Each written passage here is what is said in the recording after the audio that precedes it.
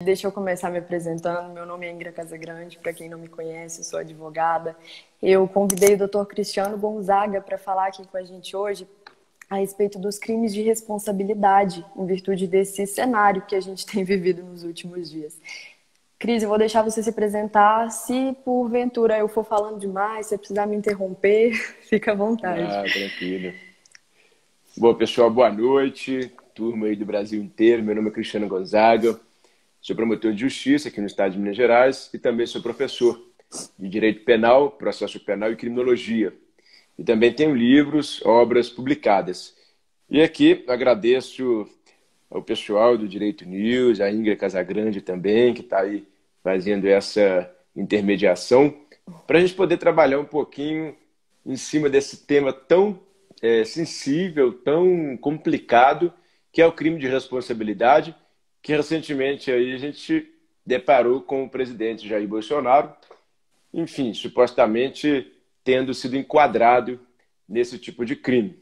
Só que, já adianto, vou fazer uma análise puramente técnica, uma análise dentro do direito, não tem nenhum viés partidário, até porque, enquanto promotor de justiça aqui no estado de Minas Gerais, eu nem poderia ter um viés partidário. Então é isso, estou aqui à disposição, fico feliz com o convite e Quero, inclusive, obrigado. agradecer por você ter aceitado esse convite. Fiquei muito feliz também, muito honrada. Então, gente, quero aproveitar que o Dr. Cristiano falou. A nossa análise ela vai ser bem técnica, para a gente não ficar nessa de discutir política, discutir esse tipo de coisinha. Então, a gente vai tentar fazer uma abordagem dentro do direito mesmo. Os crimes de responsabilidade, eles estão previstos na Lei 1079, de 1950, na Constituição Federal, a respeito desses crimes também, obviamente, do procedimento, como será feito esse processo de impeachment, enfim, dão um regular prosseguimento. Enfim, eu quero, antes de mais nada, esclarecer para vocês que os crimes de responsabilidade, eles têm a ver com o cenário que a gente vive. Então, não é puramente a lei, não é porque o presidente... Nós vamos falar aqui hoje a respeito do presidente da República, que é o assunto realmente que está em alta no momento. Então, não é exatamente pelo presidente ter praticado alguma daquelas condutas que estão tipificadas na lei, mas tem muito a ver com o momento que a gente está vivendo também. Então, às vezes, vocês podem pensar, mas algum presidente já praticou alguma daquelas condutas e não foi penalizado. Então, gente, não tem só a ver com a prática dessas condutas, tem a ver com o cenário político atual também. Uhum. Eu acho que a gente podia fazer uma diferenciação entre os crimes de responsabilidade e os crimes comuns. Pode, Né? você quer que eu faça? Porque eu posso falar sobre os crimes de Tá, responsabilidade, pode. se você quiser falar sobre os crimes comuns. Então, Uhum. os crimes de responsabilidade, pessoal, eles não são exatamente crimes, eles são infrações político-administrativas e, como eu disse para vocês, eles estão previstos nessa lei, na Lei 1079 de 50 e na Constituição Federal. Esses crimes de responsabilidade, eles vão resultar em duas penas. Quais são essas penas? A perda do cargo e a inelegibilidade, a depender se o crime foi consumado ou tentado, esse período de inelegibilidade ele vai se alterar. Então, por exemplo, se foi um crime tentado, esse período ele vai ser de 5 anos e se foi um crime consumado, vai ser um período de 8 anos. Isso tudo está na Lei 1079 de 50. Esses crimes de responsabilidade, eles são julgados pelo Senado, eles passam pela Câmara para um juízo de admissibilidade. Em todos os casos, tanto nos crimes comuns quanto nos crimes de responsabilidade do presidente da República, vai haver um juízo de admissibilidade pela Câmara dos Deputados, mas esses crimes de responsabilidade, eles são julgados no Senado. Nos casos de presidente da República, ministros de Estado, mas enfim, vamos focar aqui no presidente da República. Cris, se você puder fazer uma breve análise aí dos crimes comuns, uma diferenciação para a gente?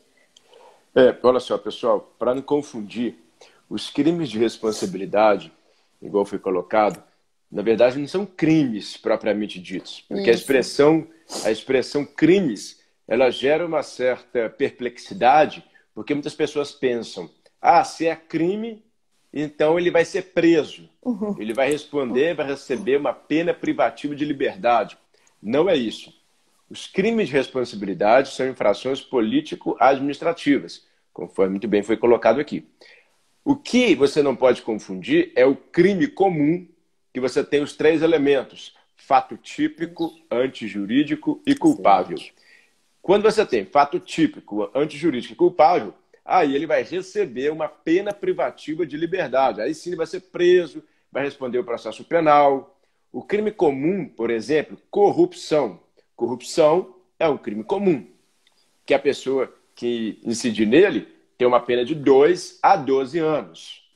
Também a corrupção, por sinal, ela pode ser um crime de responsabilidade. Por quê? Porque vai atentar lá no artigo 85 da Constituição Federal contra a probidade da administração pública. Se a pessoa é corrupta, ela é ímproba. Então, ela praticou uma improbidade administrativa, gera uma análise da probidade, ela pode sofrer um impeachment. E, de outro lado, ela também pode responder criminalmente. E só para vocês não confundirem, pessoal, o crime de responsabilidade, conforme foi muito bem colocado, é uma infração política que vai ser julgada em órgão político, Congresso Nacional, Câmara e Senado. No caso dos crimes comuns, não. No caso, o Jair Bolsonaro eventualmente tenha praticado um crime comum, corrupção, por exemplo, estou falando. Não é o caso, mas vamos trabalhar isso daí. Seria julgado onde? Supremo Tribunal Federal. Então, primeira coisa, uma infração político-administrativa julgado no Congresso Nacional. O outro é crime comum julgado no Supremo Tribunal Federal. Um gera consequência política, inelegibilidade, etc. O outro gera pena privativa de liberdade, prisão. Então, essa diferença inicial, eu acho que ficou bem claro. Lembrando, professor, que uma penalidade, se porventura ele tivesse praticado esse crime de corrupção e fosse punido no STF, isso não excluiria o fato de ele poder sofrer um impeachment. Claro. Então, uma penalidade não exclui a outra. Ele não... Isso aí. E o pessoal eu vejo que está tendo muitas dúvidas, sabe, Ingrid, sobre essa questão envolvendo o que o Moro falou sexta-feira e que, eventualmente, o Supremo poderia julgar, porque o pessoal não está entendendo. Eles estão achando que isso é o processo do impeachment, né? Exatamente. Esse julgamento que está tendo no Supremo. E não é isso, é a questão dos crimes comuns. Eles estão julgando no Supremo os crimes comuns, como o professor explicou aqui para a gente, essa diferenciação. Exatamente, perfeito. Porque, inclusive, na fala do Moro, alguns crimes comuns diversos, né, foram especificados. Corrupção então, passiva, advocacia administrativa, falsidade ideológica, isso são crimes comuns. Esse processo, esse inquérito, na verdade, esse procedimento que foi instaurado no Supremo pelo ministro Celso de Mello, é crime comum, viu, pessoal? Crime comum. Não é processo de impeachment. Não ali tem nada a ver com o impeachment. Nada a ver com o impeachment. O impeachment está com Maia, se for o caso. Vários pedidos, né? Inclusive. Isso. Diga-se de passagem. Tem nada a ver, né? Nada a ver. E como a gente já falou para vocês, uma coisa não exclui a outra. Então, ele pode ser penalizado pelo STF e ele pode vir a ser penalizado pelo Senado também, se esse processo de impeachment chegar ao Senado e prosperar. Exatamente, perfeito. Assim como foi o da ex-presidente Dilma. Aproveitando esse caso da ex-presidente Dilma, uma questão que eu acho interessante é que a gente sempre vê quais são as penalidades do impeachment, a perda do cargo e a inelegibilidade. Mas e no caso da ex-presidente, por que ela não ficou inelegível? Eu acho uma questão interessante de tratar com o pessoal aqui, porque foi um caso bem atípico o da ex-presidente. Eles fizeram 2 processos de votação naquele caso. Não foi apenas o impeachment comum, que seria julgado de uma forma geral, que ela perderia o cargo e ela se tornaria inelegível por um período de 8 anos.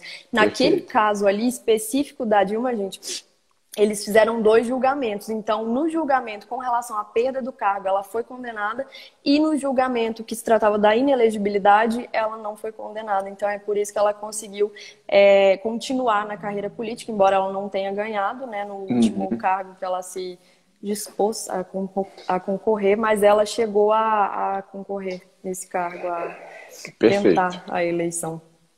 E outra coisa, acho que é importante também falar com o pessoal, é que muitas pessoas estão falando assim, então quer dizer que instauraram um inquérito, um procedimento contra o Bolsonaro.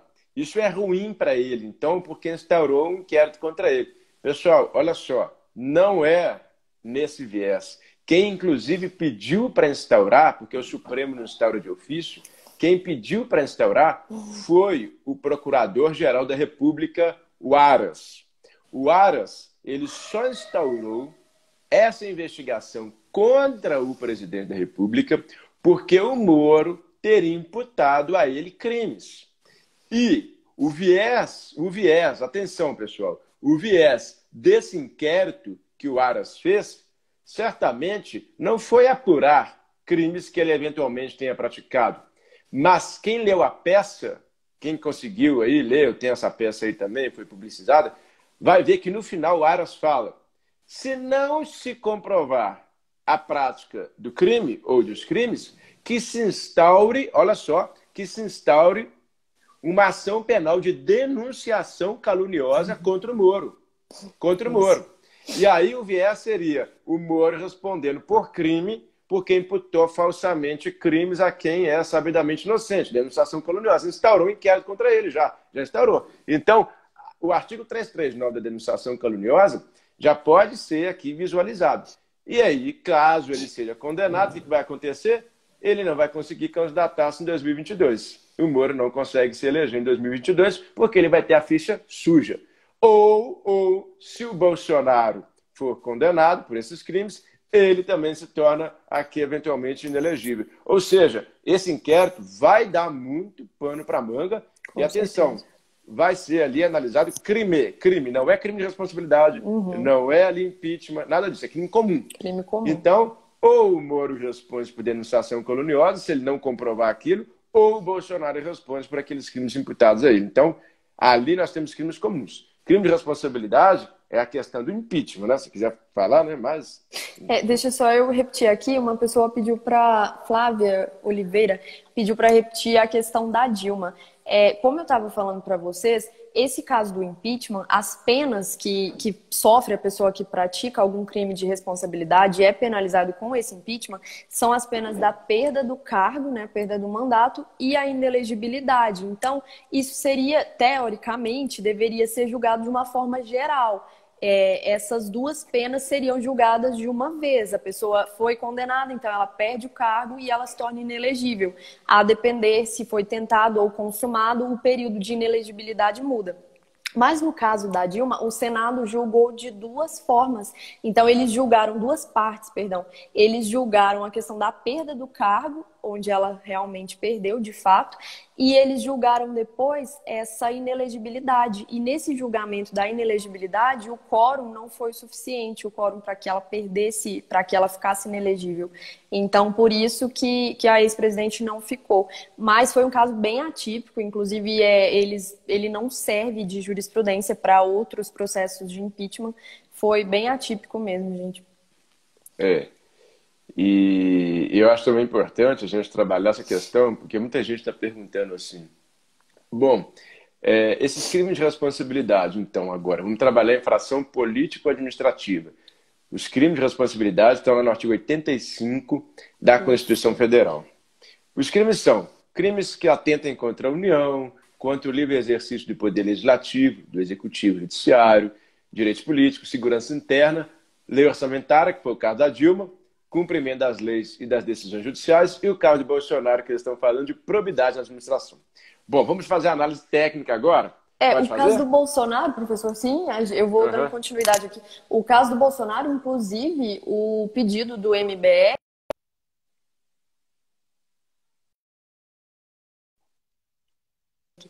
o caso do Bolsonaro, além dessa questão da probidade administrativa, o MBL ainda citou outras questões, eu até deixei aqui para falar com vocês, do exercício dos direitos políticos, teve aquela questão do AI-5, então não foi só por essa questão da probidade administrativa que o MBL, por exemplo, chegou a pedir esse impeachment. Mas pode fazendo, a gente vai dando continuidade aqui. E aí, olha só para a gente entender, eu aqui não estou querendo fazer defesa de Bolsonaro, defesa de Moro, enfim. Mas olha só, o crime de responsabilidade é um crime que vai tirar a pessoa do cargo da presidência da República. É um impeachment. É muito grave. E alguém que foi eleito, seja a Dilma, seja o Bolsonaro, seja o Lula, seja qualquer um, o último foi o Bolsonaro, ele foi eleito por 52 milhões de eleitores. É muita gente, 52 milhões.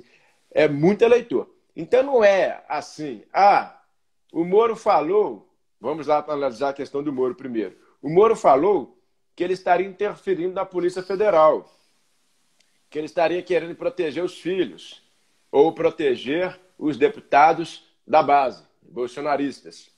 Ora, será que um simples WhatsApp, apenas um print, teria o condão, teria a possibilidade de tornar inelegível alguém que teve 52 milhões de votos? Eu não estou aqui querendo falar pró ou contra, mas muita gente votou nele. Então a gente não pode aqui usar uma prova rasa.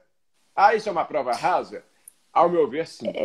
Não é tão simples, né, professor? Não é só a pessoa chegar e acusar a outra. Se fosse assim, tava fácil demais. Né? O direito é muito complicado você acusar e você não ter prova para comprovar aquilo ali, né? E, tipo, todo mundo que trabalha na área tem conhecimento disso. E outra coisa, o Moro mostrando aquelas conversas, tal, aquilo ali por si só, vamos analisar tecnicamente. Aquilo ali, a conversa em si, que supostamente Bolsonaro estaria querendo controlar a Polícia Federal, controlar, enfim, nomeação, etc. Tem dois pontos aqui que são fundamentais, que as pessoas estão esquecendo. Porque as pessoas estão cegas. Mas o problema da política é esse, né? A pessoa fica cega. Então, e principalmente agora, que eu acho que a gente vive uma situação muito polarizada aqui no Brasil, no mundo, a política, de uma forma geral, é também polarizada. Então, às vezes, a gente tem aquele negócio assim, você não gosta do Bolsonaro, então você é petista. A gente tem muito isso. Então, eu acho que compromete mais ainda o julgamento. Não, claro, e assim, não dá para a gente falar assim, a questão política, eu quero que o Bolsonaro saia, por isso que eu acho que o Moro está certo, eu não gosto do Moro, eu quero que o Bolsonaro fique. Olha só, a questão ali do Moro ter mostrado que o Bolsonaro estaria interferindo, são dois pontos que a gente tem que analisar. Que, ao meu ver, não teve crime de responsabilidade. Por quê? O primeiro ponto, o Bolsonaro, ele pode nomear o ministro da Justiça e ele pode exonerar o ministro da Justiça. Se ele pode o mais, ele pode o menos. Que seria, no caso... o caso do delegado. Que seria o delegado, inclusive, está aqui, no artigo 84. Compete privativamente ao presidente da República. Está aqui, no artigo no 25. Prover e extinguir os cargos públicos federais na forma da lei. Então, ele pode prover os cargos públicos federais.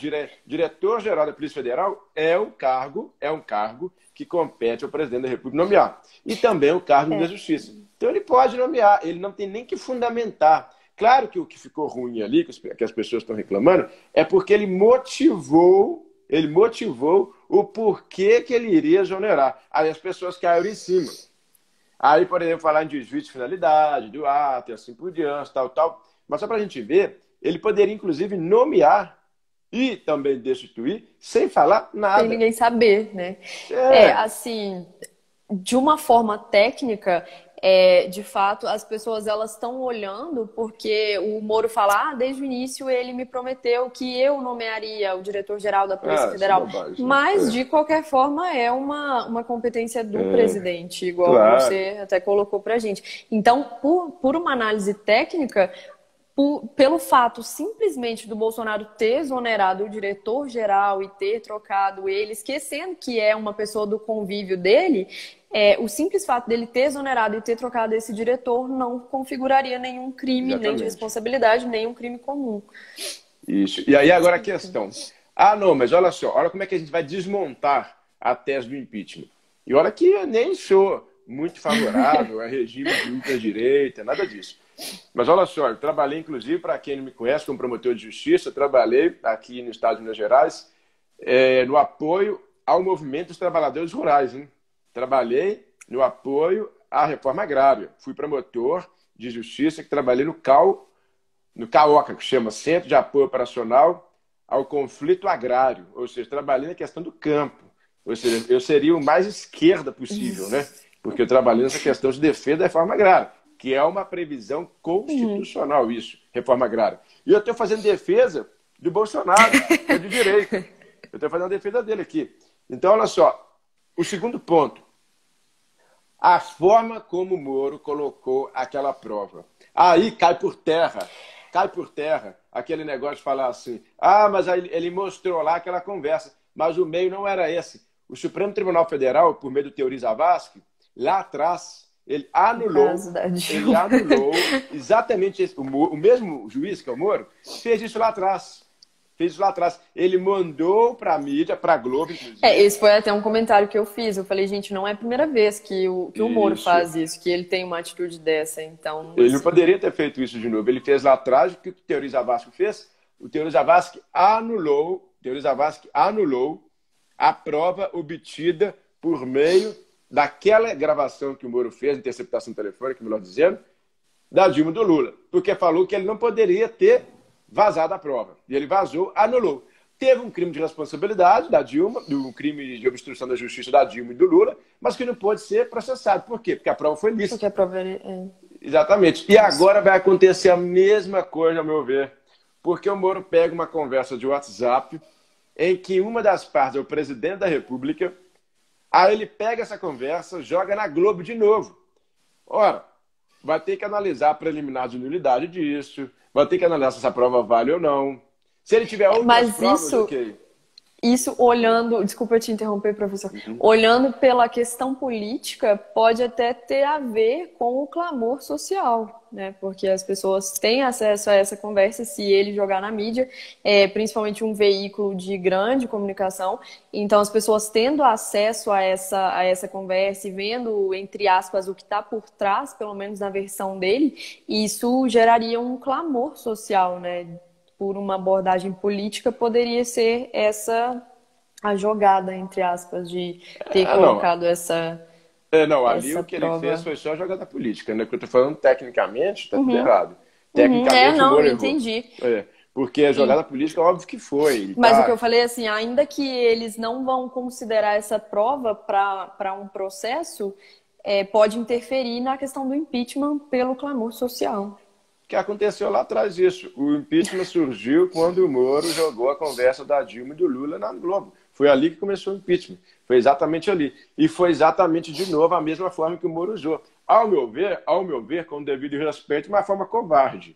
Uma forma covarde de se mostrar uma conversa íntima de duas pessoas.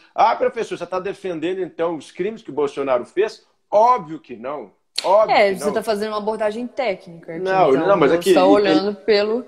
Ele tinha que fazer o quê? Ele tinha que levar isso lá no Supremo Tribunal Federal. O Moro, mais do que ninguém, é um juiz. Ou era um ex-juiz. Ele tem conhecimento de que o presidente da República, ele é julgado no Supremo. E lá atrás ele viu que quando ele fez isso, a prova dele foi anulada pela Teori Zavascki. Ele já tinha errado lá atrás, ele errou de novo. Ou seja, a conotação dele foi puramente política. Puramente política. Porque se ele quisesse realmente falar, olha, o Brasil está na mão de uma organização criminosa que está interferindo, é milícia, etc. O que ele tinha que ter feito? Pego essa prova, se realmente ele queria que isso fosse apurado, sem nulidade, sem vício de origem. Ele deveria ter levado isso lá no Supremo Tribunal Federal e falar assim, Supremo, olha só o que eu estou fazendo. As conversas minhas com o presidente. O presidente tem foro aqui. Analisa isso, Supremo. Ele está fazendo um crime de responsabilidade, ele está fazendo um crime de improbidade, está fazendo tudo.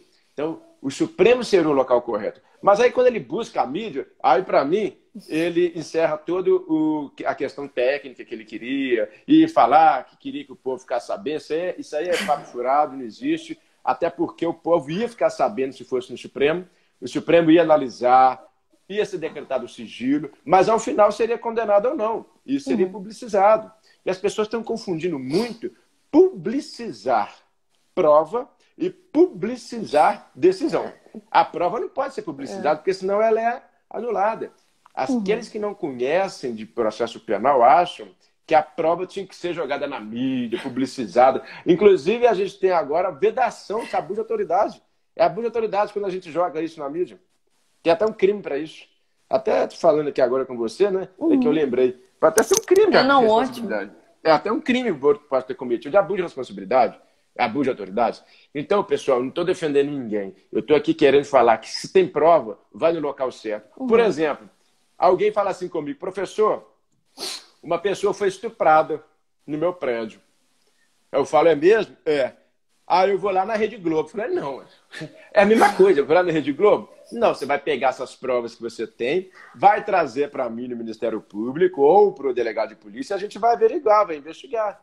Porque a gente não pode explanar assim na mídia isso. E se a pessoa tem um interesse político por trás? Quer pegar o estuprador? E se a pessoa quer criar alguma confusão para o estuprador, que na verdade não é estuprador? Então a gente tem que saber que isso pode acontecer. Então ela tem que ir no local correto. Quais são os órgãos formais? Polícia, Ministério Público, e assim vai. Rede Globo não é poder, Rede Globo não é instituição pública e não poderia ter recebido isso. E eu acho importante a gente falar isso aqui, porque a maior parte do público são estudantes de direito, então eles têm que ter essa visão que isso aqui não é uma visão de direita ou de esquerda, gente. O que a gente está falando aqui hoje, principalmente o que o professor Cris falou aqui agora, não é se está certo ou não o Bolsonaro cair, mas é a forma como o processo deve funcionar, as fases do processo, como o processo deve ser instruído. É a visão técnica mesmo. Acho importante a gente trazer isso aqui para o pessoal do Direito News. Então, são esses dois pontos que eu entendo. Que a prova não poderia ser utilizada, essa prova especial, essa prova do print. Porque o Bolsonaro pode nomear ou ele pode exonerar quem ele quiser sem perguntar para ninguém, ele que foi eleito. Há duas, porque no caso ali a prova, a forma como se jogou a prova na mídia, macula toda a sua origem. E aí aquela prova não pode ser utilizada. Algumas pessoas estão falando assim, mas a conversa do Moro com o presidente. Ué, mas a outra parte tem privacidade. A pessoa está chegando ao ponto de falar que é conversa dele. Conversa dele para ficar com ele. Conversa dele não pode mandar para os outros, não. Isso aí é uma coisa muito louca. Né? Não sei como é que as pessoas estão falando isso. Algumas pessoas estão fundamentando que o Moro poderia fazer, que é conversa dele. Não, é dele. Ele poderia mostrar na mídia. Mas como a gente até comentou, eu acho que é principalmente por essa questão política mesmo, essa polarização que a gente tem hoje em dia, então as pessoas não estão enxergando de uma forma técnica, elas estão enxergando entre um duelo entre direita e esquerda, entre Bolsonaro e Lula, entre Bolsonaro e Moro. Igual eu tô falando, não tem isso. A minha visão é uma visão, eu acho que técnica, né, que a gente tem que fazer aqui. Eu trabalhei bastante tempo com pessoas da esquerda, né? Igual eu falei, reforma agrária, no Ministério Público, eu trabalhei bastante tempo aí no campo mesmo. Enfim, eu estou defendendo, por acaso alguém está na direita. Só para ver que a questão realmente não é uma questão política.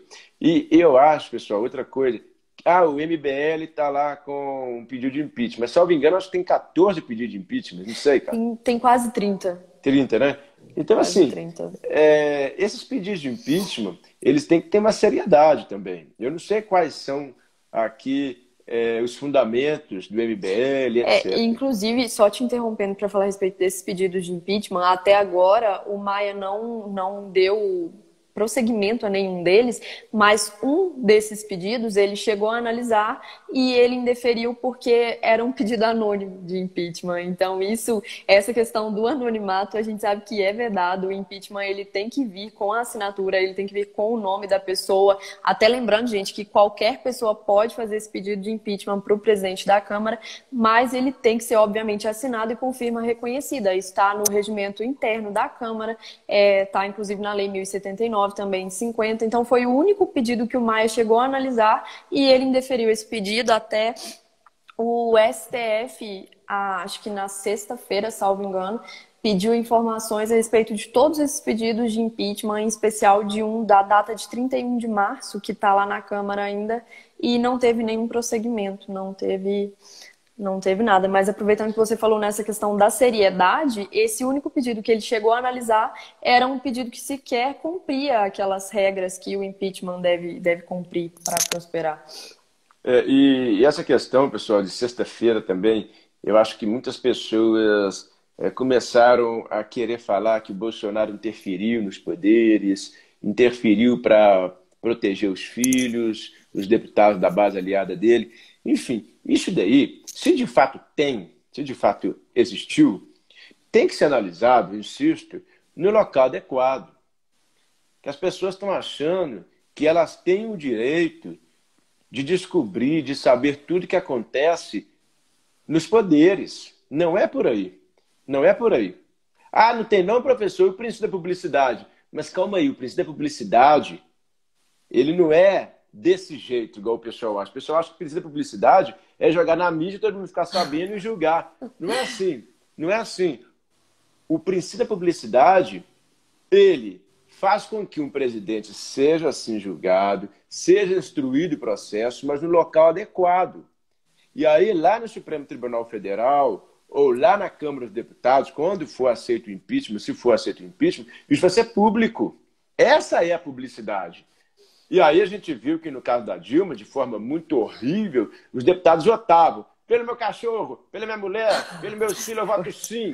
Vocês viram, isso foi público. Isso é o princípio da publicidade. Por pior que seja a fundamentação, isso é público. É isso que é publicidade. Publicidade não é jogar na mídia e a mídia jogar para todo mundo, não. Porque aí anula a prova.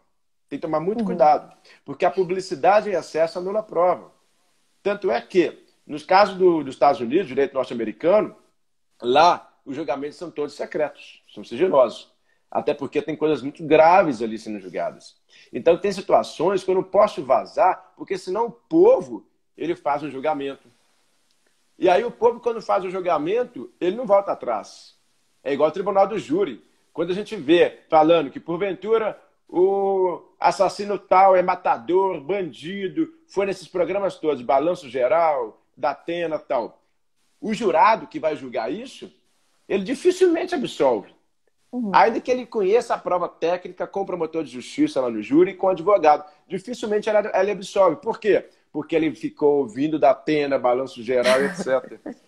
Por isso que eu falo, as pessoas têm que julgar com a técnica. Porque, olha só, uma vez que o Supremo, vamos supor que o Supremo absolva o Moro, ou absolva o Bolsonaro. Aqueles que são bolsonaristas ou do lado do Moro, eles não vão mudar de opinião. Independentemente do que o Supremo falar. Pelo contrário, vão falar Suprema Corte vendida, Suprema Corte bandida, vão falar isso. É por isso que eu falo que a gente não pode ter esse tipo de publicidade nas provas. Porque publicizar prova, você macula a origem, maculando a origem, você macula o julgamento, e maculando o julgamento, todo mundo é absolvido. Então, muito cuidado com isso. Essa questão do crime de responsabilidade, que pode acontecer sim, tem que ser analisada com muito cuidado. Até porque são 52 milhões de eleitores, é uma polarização que a gente está tendo no Brasil hoje. Então a gente tem que tomar muito cuidado. Tecnicamente, se ele fez isso, ele tem que sofrer impeachment. Tecnicamente, se ele fez o crime de corrupção, igual o Moro apontou, ele tem que responder por corrupção. Agora, se ele não fez, quem vai responder é o Moro, por denunciação caluniosa, que imputou falsamente um crime a outra. E outra situação que me causou perplexidade, isso aqui eu até vou te perguntar, né, Ingrid, não sei se você sabe, mas o Moro falou que teria uma pensão. Sim. Né, aquela pensão, caso eu vi essa questão. Ele falou assim, eu tô deixando para trás tantos anos de magistratura, 22 anos, salvo engano, e o único pedido que eu fiz foi um pedido de uma pensão para que a minha família não ficasse desamparada se eu vier a faltar. Isso aí eu não conheço, assim, você conhece melhor que eu, direito administrativo, mas isso existe em algum lugar, a pensão? Não. Acho que não, né? Não. Quando a pessoa serve no Ministério da Justiça, ela recebe isso, não, né? Não, então... a live deu uma travada aqui agora. Acho que é a sua conexão, professor. Para mim tá ok. Para mim tá... a imagem tá travada, mas eu tô escutando seu áudio normal. Agora voltou ao normal. Teve essa questão da pensão mesmo, que acho que assim, até por essa polarização, ninguém deu tanta importância. O pessoal focou mais no discurso do Moro com relação ao Bolsonaro mesmo. Pra mim, a live tá travada agora. Eu não tô conseguindo mais escutar, professor.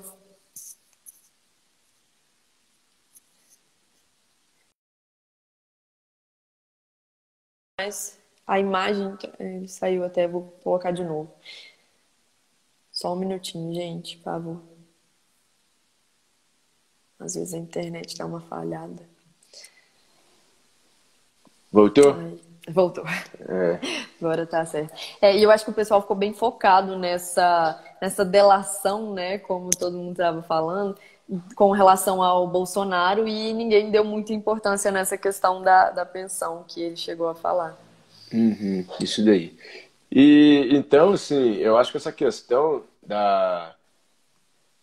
que aconteceu sexta-feira, primeiramente, eu acho que foi puramente política, essa imputação ao Bolsonaro de crimes de responsabilidade. Eu acho que o Moro ali, ele se valeu de um local totalmente inadequado, que seria a mídia, que seria ali a Rede Globo, inclusive.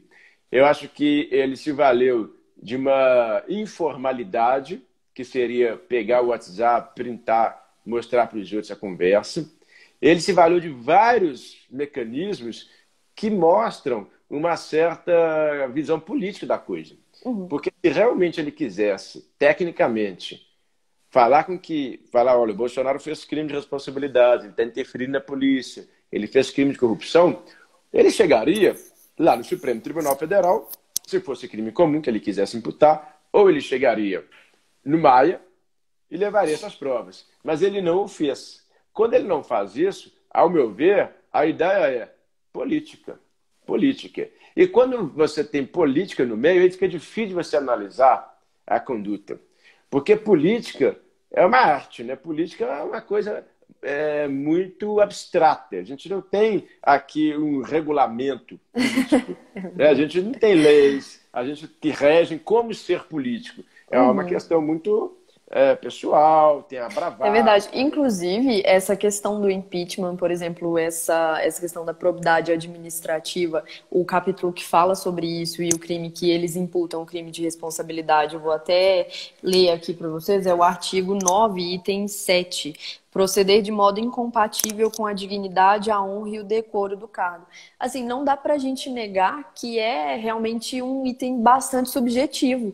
A gente não tem especificamente o que é exatamente o decoro de um cargo de presidente da República. Às vezes é uma questão muito subjetiva. Para mim, uma coisa que é contra a probidade administrativa, às vezes pode não ser para você contrária à honra, é um artigo de fato bastante subjetivo. Eu, pelo menos, enxergo ele dessa forma. Mas volta naquela questão que eu até falei no início, que os crimes de responsabilidade, o processo de impeachment, ele está muito ligado com o momento político que a gente está vivendo. Então, não é exatamente a pessoa se enquadrar aqui, ela ter praticado exatamente essa conduta que está tipificada. É diferente de um crime comum, que a gente tem que ter aquela conduta exata, como está ali, né? Por exemplo, o 121 do Código Penal, que é o mais simples, né? Homicídio, para o pessoal entender. Matar alguém, você incorre naquela conduta se você tiver matado alguém de fato. E aqui a lei é um pouco mais subjetiva. Ela está um pouco mais relacionada com a questão da política que a gente vive no momento. Exatamente. Então, assim, eu acho que a questão política, que a gente está comentando aqui, é muito difícil, porque política, para a gente discutir política aqui, a gente tem que ter um lado. Tem uns que são de esquerda, outros são de direita, outros são de centro, então é complicado. Por isso que a gente resolveu fazer essa live com aspectos puramente técnicos. E explicar. Crime comum é uma coisa, é o que eu trabalho, eu sou promotor de justiça, trabalho com crimes comuns são julgados na justiça comum. No caso do Bolsonaro, Supremo Tribunal Federal. Crime de responsabilidade, infração política administrativa, são julgados no Senado e juízo de aceitação da denúncia na Câmara dos Deputados. São coisas distintas.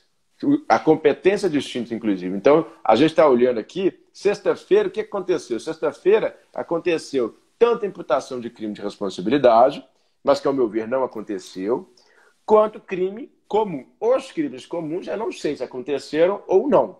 Vai depender agora do Supremo Tribunal Federal julgar, analisar, investigar. E o Moro vai ser intimado, ou já foi intimado, para nos próximos 60 dias aparecer lá no Supremo, falar, testemunhar, juntar provas dos crimes comuns. Então está nesse pé. Não é impeachment que está correndo no Supremo, não tem possibilidade ali no Supremo de ele sofrer um impeachment. Isso daí vale lembrar. Vale lembrar, na Câmara. Então, pessoal, ao meu ver, o que aconteceu? Ele se valeu de um teatro, ao meu ver, é errado, se valeu de um palanque, no caso ali no Palácio da Justiça, no Ministério da Justiça, para, então, comunicar a sua exoneração, falou que estava saindo.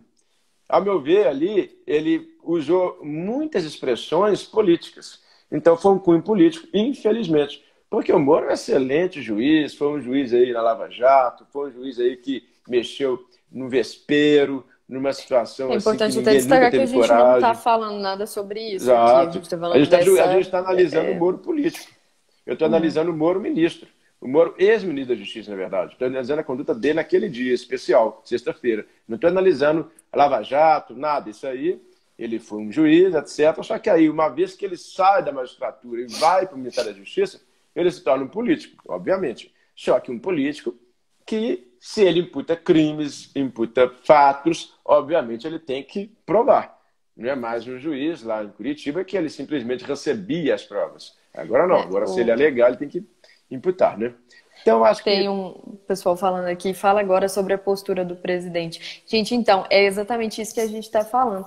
A postura do presidente, ela vai ser julgada tanto no STF quanto no Senado, se porventura a Câmara aceitar esses pedidos de impeachment. Então, ela vai ser julgada. O que a gente está falando aqui é que não era o lugar para julgar essa postura do presidente. Nós não estamos falando que ele estava certo ou que ele estava errado, não, a gente não está discutindo isso, é a nomeação para diretor-geral da PF, ninguém está discutindo isso aqui.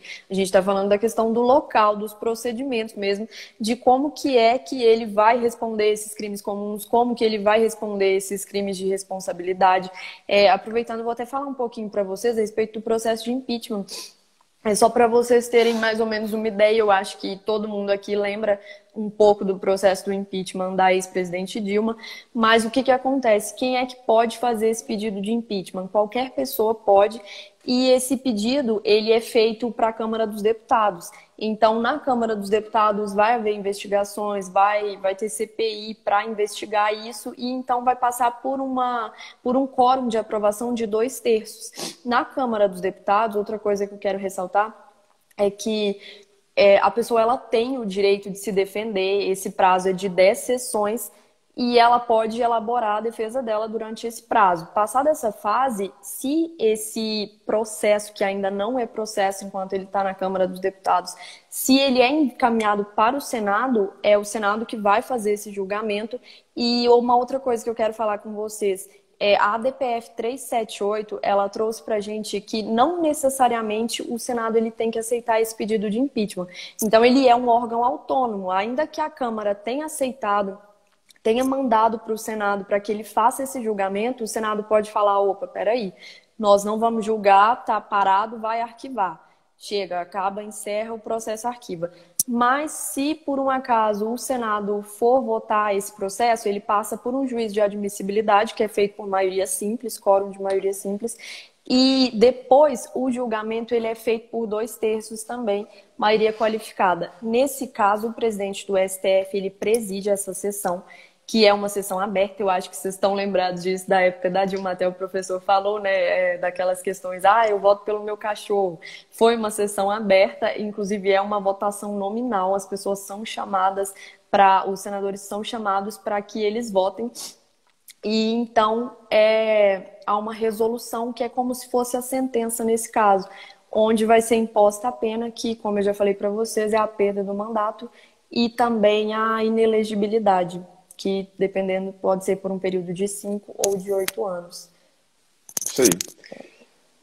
Eu acho que é isso, né, pessoal? Algumas pessoas falaram para informar sobre os crimes eventualmente praticados pelo Bolsonaro, mas a imputação que o Moro fez e que o Aras instaurou o inquérito lá no Supremo foi advocacia administrativa, porque estaria protegendo os filhos, corrupção, seria também imputado a ele, falsidade ideológica, falsidade ideológica, da coação assinatura. No curso do processo, até coação no curso do processo. Aqui, isso daí tudo a gente vai ter que esperar, né? Porque com as provas ou com a palavra por si só do Moro, não serve para condenar o Bolsonaro por esses crimes. É porque quando ele está sendo, o Moro está imputando ao Bolsonaro isso, ele vai ter que provar. A palavra dele por si só não vai ser possível para condenar o Bolsonaro por crime no Supremo Tribunal Federal. Vai ter que ter outras pessoas, enfim, vai ter que ter testemunha, vai ter que ter outras provas. Essa prova em si, para mim, do WhatsApp é uma prova ilícita, porque ele publicizou a prova, e a forma como ele publicizou envolveu um presidente da República. Então, enfim, são questões bem complexas. Não dá para a gente simplesmente fazer um julgamento e falar Bolsonaro fez ou não fez. O que eu posso dizer aqui para vocês é que, com o que tem ali, basicamente com aquela imputação dos prints no WhatsApp, ao meu ver, não tem crime de responsabilidade. Tranquilo? Até eu trouxe alguns artigos tá aqui que o MBL MBL aí, fez. Né? O meu, para mim, tá normal. Mas é para ser internet. Eu até trouxe alguns artigos aqui da Lei 1079 de 50 do pedido de impeachment do MBL, que assim, a gente até comentou, teve mais de quase 30 pedidos, parece que o pessoal postou aqui mais de 30 já, mas eu achei mais fácil trazer esse do MBL, porque teve vídeo e tudo mais, então eu achei mais fácil de vocês visualizarem isso. Quais são esses itens, esses artigos? Dos crimes contra o exercício dos direitos políticos, individuais e sociais. Um deles é aquela questão de subverter ou tentar subverter por meios violentos a ordem política e social. Foi aquela questão, né, aquela polêmica pelo AI-5, aquela polêmica que o presidente se envolveu nos últimos dias, né? Item 5 também, serviço das autoridades sob sua subordinação imediata para praticar abuso do poder ou tolerar que essas autoridades o pratiquem sem repressão sua.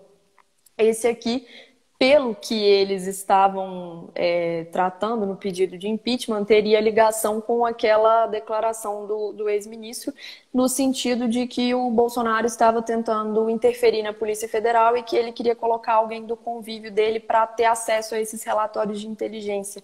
Então, seria mais ou menos nesse sentido o motivo deles terem fundamentado o pedido de impeachment nesse item.